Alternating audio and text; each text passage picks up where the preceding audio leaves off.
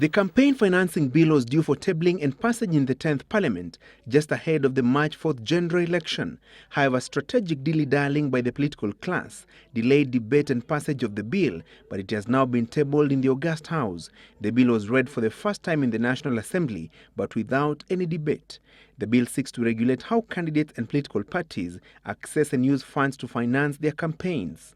It is one legislation that, if successfully managed, it will have the potential of ensuring that our sanity is brought in our politics, but also the political parties are strengthened and institutionalized, and because democracy is very expensive.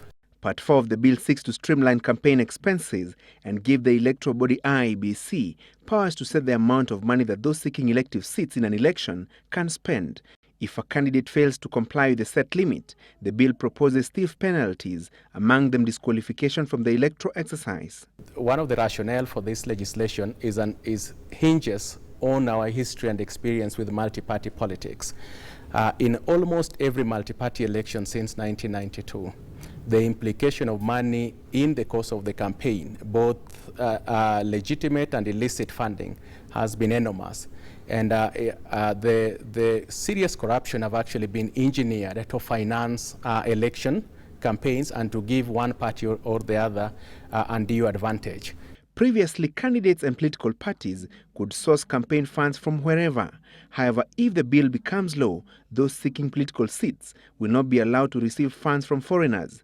They will also be required to disclose the source of their campaign funds, and failure to do so will lead to disqualification. The other thing that it deals with is that it prohibits anonymous donors.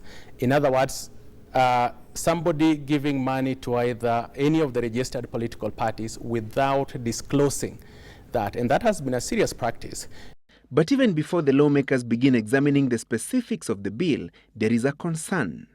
This legislation has the potential of attracting very rare bipartisan support in the floor of the House. Both Jubilee, the government side, and CORD, the official opposition, will actually conspire to ensure that this bill is the end product of this legislation actually addresses their concerns. IEBC will be charged with the responsibility of implementing the contents of the bill if it becomes law. Already, there are questions on the Commission's ability to regulate the use of finances during the campaign period and crack the whip on errant candidates and political parties. Now, there would be serious efforts to circumvent this legislation. Parties will be very reluctant to publish or to disclose their sources or to disclose their expenditures. And the IEBC, the task will be up on the IEBC to ensure that they put in mechanisms to ensure the smooth implementation of this legislation. The campaign financing bill will be read for the second time in the House next week, during which amendments will be proposed and debated before the House determines its fate. Francis Gachuri, Citizen Live at 9.